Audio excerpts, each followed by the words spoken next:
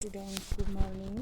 आज का हमारा जो टॉपिक है वो है motion under damping force, special cases, अवमंदित बल के प्रभाव में गति, जिसकी विशिष्ट स्थिति। ये जो स्थिति हम देख रहे हैं ये अंडर डैम्प्ड है, यानी न्यून अवमंदन की स्थिति है।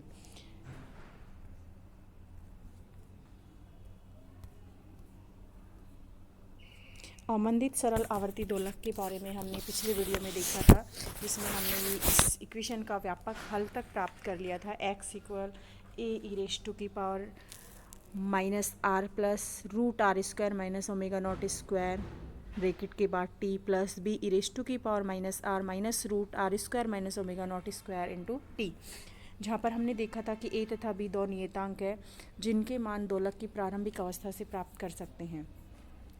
अब इस इक्वेशन के थ्रू, जिसे हम इक्वेशन 1 नाम दे देंगे, या इक्वेशन नाम देते हैं यहाँ पर 4।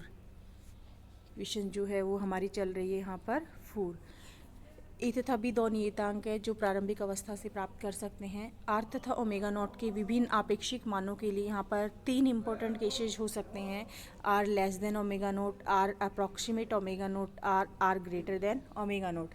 Are less than omega naught यानी इस केस में जो हमें अंडर डैम्प्ड, यानी जो डैम्पिंग फोर्स के अंडर जो मोशन मिलेगी वो कहलाएगी न्यून अवमंदन स्थिति या underdamped case. R equal omega naught पर जो केस होगा वो होगा हमारा क्रिटिकली डैम्प्ड केस या क्रांतिक अवमंदन स्थिति, तथा R greater than omega naught के लिए कहलाता है अति अवमंदन स्थिति। देखिए, हम सबसे पहले पढ़ते हैं न्यून अवमंदन की स्थिति, underdamped case.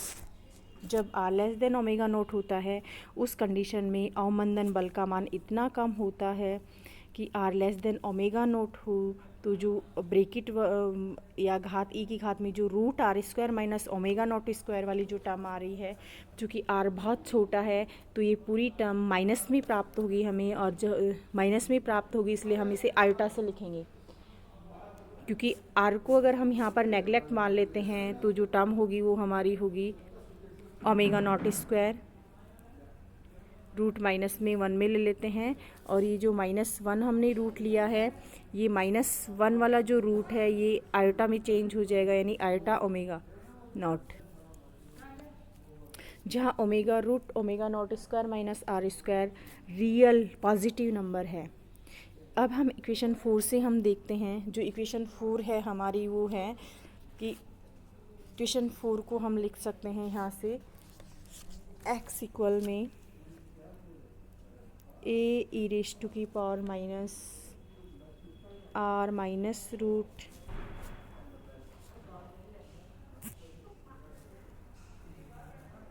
Are square minus omega not square into T plus B e रेश टू की पावर माइनस आर, ये प्लस में पहला रूट प्लस में, दूसरा रूट माइनस में, root are square minus omega not square into T to T.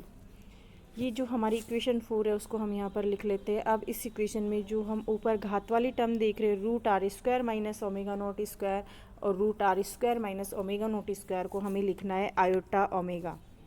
जैसे हम ये वैल्यूज इसमें पुट कर देते हैं तो हम पाते हैं यहाँ पर x इक्वल में ए ई रेश टू की पावर माइनस आयोटा। देखिए, हम इसमें रख देते हैं ये वैल्यू ए ई रेश टू की power minus R into T यानी आर टी, और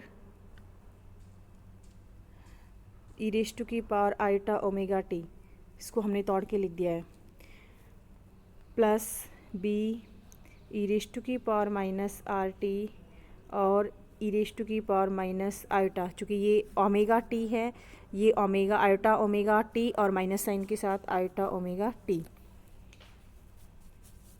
ई रेश टू की पावर आर टी, ई रेश टू की पावर आर टी दोनों में से हम कॉमन ले सकते हैं। ई की घात माइनस आर टी कॉमन ले लिया तो बचेगा ये ए ई रेश टू की power iota omega t, a e रेश टू की power iota omega T plus B e रेश टू की power minus iota omega T.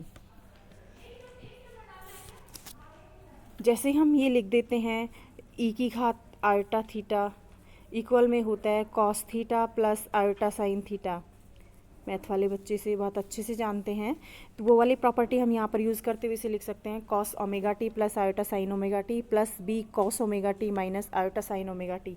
Minus के साथ में ये होता है माइनस साइन के साथ। चूँकि अब जैसे ही हम इस ए को अंदर मल्टीप्लाई कर देंगे तो ये होगा, ए को जैसे ही हम मल्टीप्लाई कर देते हैं ए कॉस ओमेगा टी और बी कॉस ओमेगा टी, चूँकि दोनों में कॉस ओमेगा टी कॉमन है तो ए प्लस बी प्लस ऐसे ही इसमें देखेंगे हम आयोटा साइन ओमेगा टी अगर हम कॉमन ले लेते हैं तो ये बचेगा ए माइनस बी। एक्स इक्वल में ये हमें प्राप्त हुआ है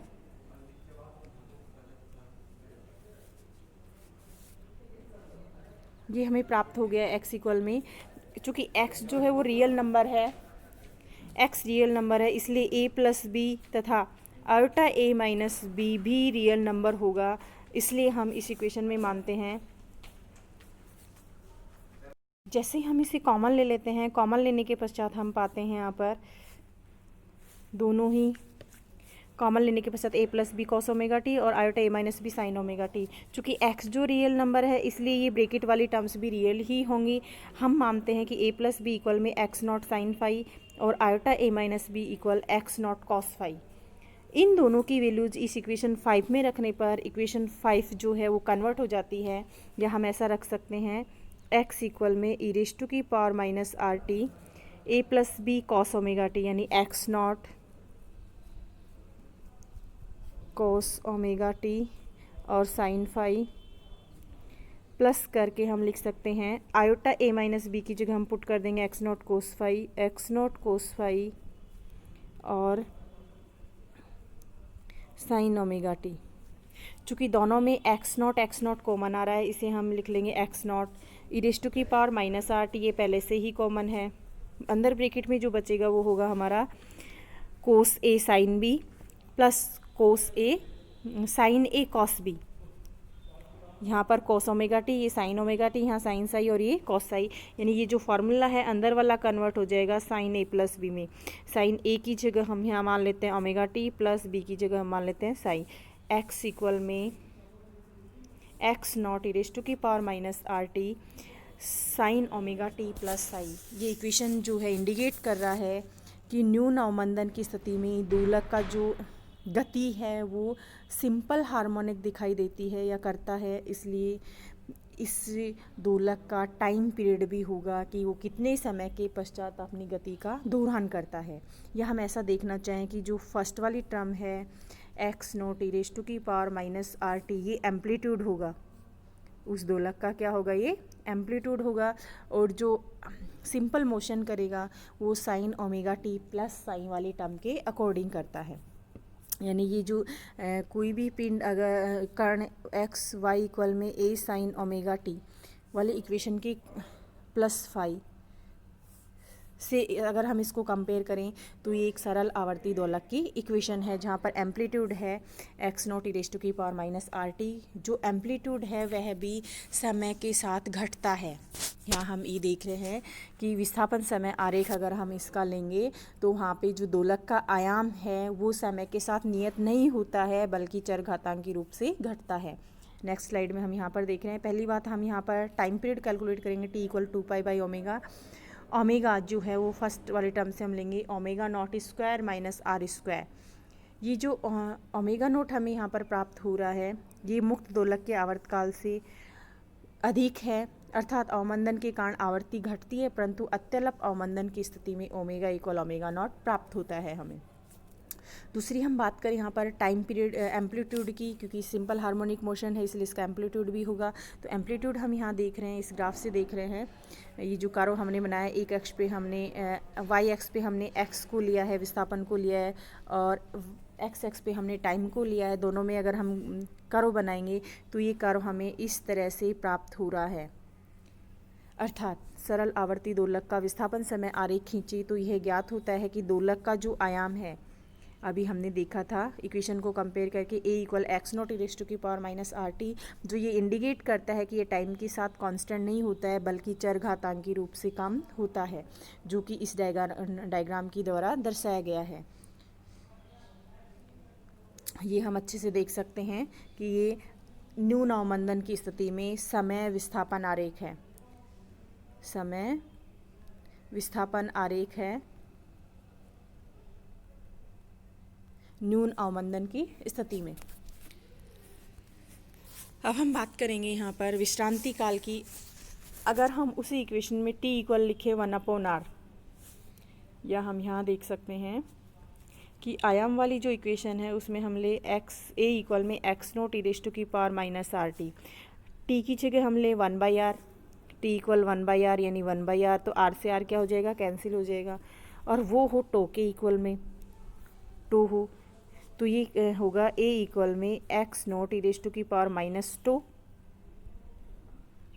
t इक्वल में 1/r यानी e⁻⁻1 होगा, इसे 1/r हमने लिख लिया है, या a इक्वल में x0/e, a इक्वल x0/e, जिसे कैलकुलेट करने पर ये होता है 0.368 x0।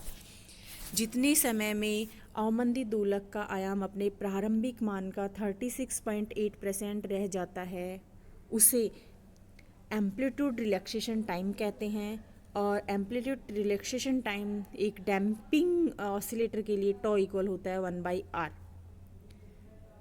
ये हमारी फर्स्ट केस थी जो हमने पढ़ी है, अंडर डैम्प्ड केस जिसे कहते हैं, या न्यून अवमंदन की स्थिति। अब हम नेक्स्ट केस पढ़ना चाह रहे हैं, critically damped case.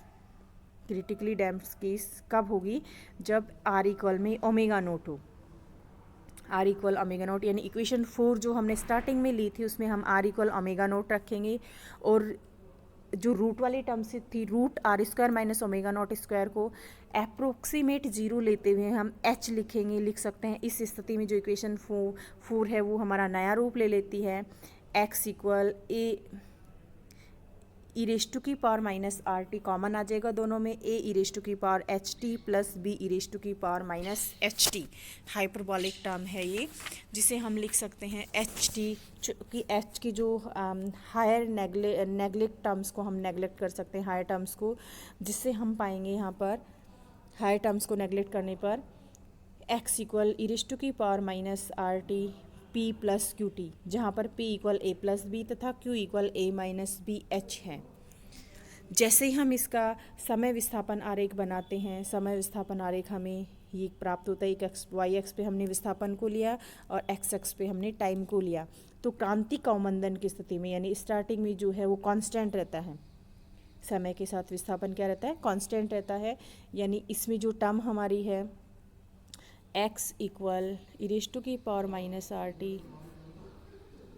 p plus qt, अगर हम इसी दोनों टर्म्स को अलग अलग लिख लें, पृथक पृथक लिख लें, e⁻⁻rt p plus q e⁻⁻rt t, यानी फर्स्ट टर्म जो बता रही है कि ये टाइम के साथ कांस्टेंट रहती है, दूसरी जो टर्म है वो बताती है कि टाइम के साथ घटता हुआ कर्व हमें प्राप्त होगा। ये जो कर्व है वो हमें टाइम के साथ क्रांतिक अवमंदन की स्थिति में घटता हुआ प्राप्त होता है जब r इक्वल में हो ओमेगा नॉट। अब हम थर्ड केस पढ़ने को जा रहे हैं। यहाँ पर अति दोलनों के सेकंड केस में अभी हम देखिए, दोलनों के प्रारंभिक समय t के लघु मानों के लिए विस्थापन का मान समीकरण 9 के द्वितीय पद के कारण बढ़ता है, द्वितीय पद के कारण बढ़ता है, फिर t के उच्च मानों के लिए विस्थापन तेजी से कम होता है, फिर ये कम होता है, या हम ऐसा भी कह सकते हैं प्रारंभिक के लिए स्थिर रहता है और उसके बाद ये बढ़ता है। इस स्थिति में दोलक की गति अदोलनीय होती है, अपीरियोडिक होती है, क्योंकि स्ट्रेट लाइन हमें प्राप्त हो रही है, कांस्टेंट लाइन प्राप्त हो रही है, जैसा कि चित्र 12 में हमें दिखाया गया है। इस स्थिति में प्रथम विस्थापन के पश्चात दोलक न्यूनतम समय में प्रारंभिक संतुलन अवस्था प्राप्त कर लेता है। अब थर्ड केस हम पढ़ रहे हैं, ओवर डैम्प्ड केस या अति अवमंदन की स्थिति। जब r greater than omega not होता है, दोलक पर कार्यशील अवमंदन बल का प्रत्यानयन बल की अपेक्षा अधिक हो तो r greater than omega not होता है, और इस केस में रूट वाली जो टर्म है √r² - ओमेगा नॉट स्क्वायर का मान पॉजिटिव होगा और जिसे हम गामा से लिखेंगे। जैसे हम इस टर्म को गामा से लिख देते हैं, इक्वेशन 5 जो 4 थी हमारी वो इस इक्वेशन में कन्वर्ट हो जाती है, x equal e⁻⁻rt a e⁻γt plus b e⁻⁻γt। इसे सॉल्व करने के लिए यानी a प्लस बी के साथ हमें इसे एक बार प्लस के साथ एवरेज में लिखेंगे, एक बार इसे माइनस के साथ में एवरेज लिखेंगे। तो हम पाते हैं कि जो ब्रैकेट वाली जो टर्म है ये कॉस हाइपरबॉलिक कहलाती है और इधर वाली जो टर्म है वो कहलाती है साइन हाइपरबॉलिक। मैथ की प्रॉपर्टी है ये, जिससे हम पाएंगे कि एक्स इक्वल रेज टू की power minus are t a plus B cos hyperbolic t a minus b cos sine hyperbolic t. ये हम जैसे ही कर लेते हैं वो ही ए प्लस बी इक्वल हम x nought sine hyperbolic phi और a minus b equal x nought cos hyperbolic phi लेते हुए इस इक्वेशन को ए प्लस साइन ए प्लस बी वाली प्रॉपर्टी में कन्वर्ट कर सकते हैं, जो हमें यहाँ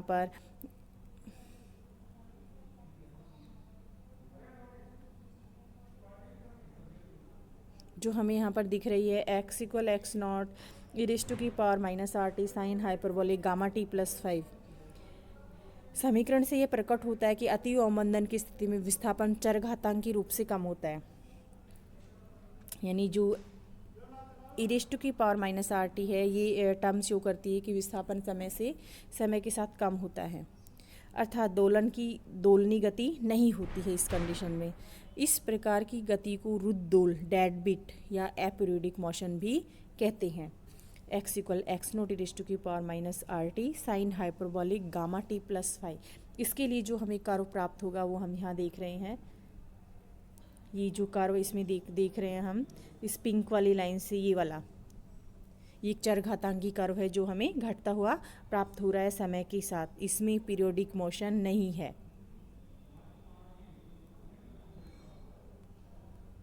थैंक यू।